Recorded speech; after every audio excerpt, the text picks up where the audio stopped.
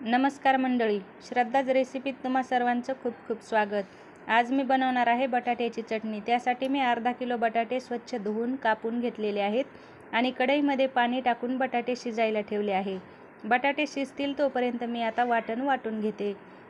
मिक्सरच्या भांड्यात मी 10-12 लसणाच्या पाकळ्या, 5-6 हिरव्या मिरच्या, कोथिंबीर आणि थोडेसे जिरे घालून मी वाटून घेणार आहे. त्यानंतर आता कापायचा आहे कांदा आणि कोथिंबीर. त्यासाठी मी 2 कांदे घेतलेले आहेत. कांदा होईल तेवढा बारीक कापायचा आहे, जास्त मोठा कापू नका. ही चटणी तुम्ही वडापाव, समोसा किंवा लहान मुलांना पराठे बनवून देण्यासाठी सुद्धा वापरू शकता.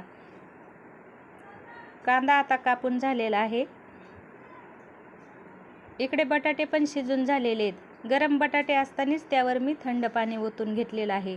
बटाटे एका ताटामध्ये काढून घेतले आहे. आता त्याची मी साल काढून घेते. एक एक करून सगळी साल आता बटाट्याची काढून झालेली आहे. त्यानंतर बटाटे उलटण्याने किंवा हाताने कुस्करून घ्यायचे आहे. चमच्याने पण तुम्ही दाबून घेऊ शकता. आता कढईमध्ये मी तेल गरम करायला ठेवलं आहे. त्यानंतर त्यामध्ये टाकले आहे जिरे, मोहरी. नंतर कापून घेतलेला कांदा टाकायचा आहे. कांदा लाल होईपर्यंत परतून घ्यायचा आहे. त्यानंतर कढीपत्ता, हिरवी मिरचीचं जे वाटण करून घेतलं होतं ते पण घालायचं आहे.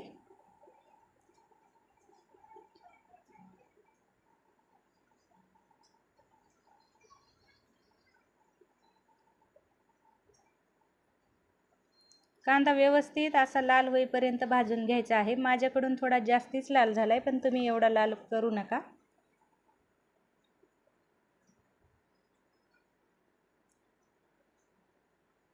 कढीपत्ता थोडासा तडतडत झाला नव्हता, त्यामुळे मी कांदा थोडासा बाजूला घेतला आहे.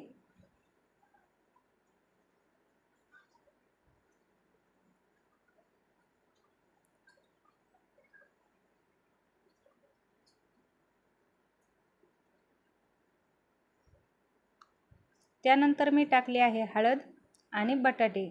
कुस्करून घेतलेले बटाटे टाकून आपल्याला व्यवस्थित हलवून घ्यायचं आहे. त्यानंतर घालायचं आहे चवीपुरतं मीठ आणि कोथिंबीर. कोथिंबीर घातल्यानंतर ताट झाकून एक छोटीशी वाफ घ्यायची आहे. त्यानंतर बटाटा व्यवस्थित हलवून घ्यायचं आहे. आपली चटणी आता तयार झालेली आहे. नवीन असाल चॅनलवर तर चॅनलला सबस्क्राईब नक्की करा आणि व्हिडिओ आवडला तर व्हिडिओला लाईक करा, कमेंट करा आणि व्हिडिओ कसा वाटला हे कमेंट करून नक्की सांगा. व्हिडिओ पाहिल्याबद्दल धन्यवाद.